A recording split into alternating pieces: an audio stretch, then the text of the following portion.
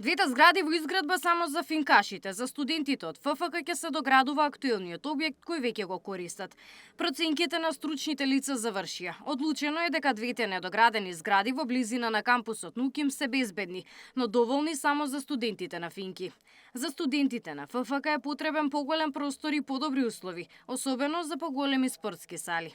Професорот Горан Марковски, кој го водеше тимот од експерти што ја правеше проценката за безбедноста на градбите, вели дека има присуство на високи нивоа на карбонизација во бетонот како резултат на зголеменото ниво на влага. Сепак истиот проблем може да се реши со мала санација и ова не влијае на безбедноста на објектите. Ова е уште еден доказ дека најлошо од се кога ќе оставиме започнати објекти недовршени од било кои причини. Овој висок степен на карбонизација засега не е опасен по конструкцијата, инаку тој негативно влијае на корозија на арматурата. За среќа таа не е зафатена со овој деструктивен процес, така што за релативно лесно можат да се извршат мерки за санација да се реализираат. Професорот Марковски појаснува дека од градежен аспект најдобро решение би било зградите да се срушат, но дека од економска гледна точка е поисплатливо тие да се доградат.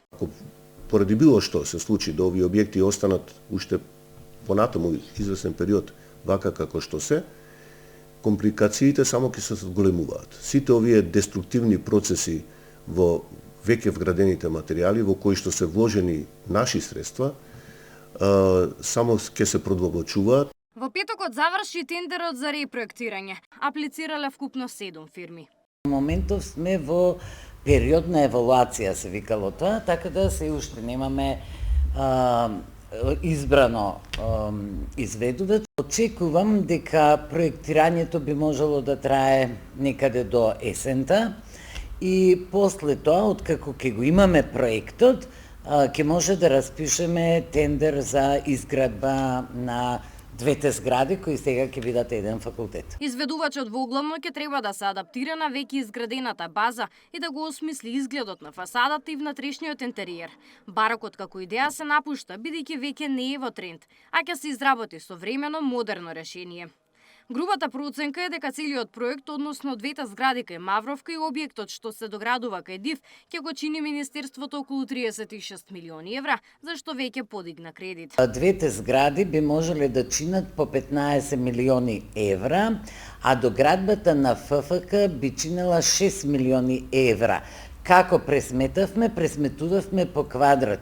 Двете згради, Финки и ФФК старите, сега само Финки има 22.000 метри квадратни и за тоа има некакви стандарди кои ги даваат Комората на градежни инженери, Комората на архитекти и така натаму, и ние се водиме по тие стандарди. Финки требаше да добие свој дом во склоп на кампусот НУКИМ, кој почна да се гради во 2015-та. Откако градежната компанија Бетонот Штип стапи во стечај во 2019 година, кај градбите во изградба нема никаква градежна интервенција. Габриела Лескова, Сител телевизија.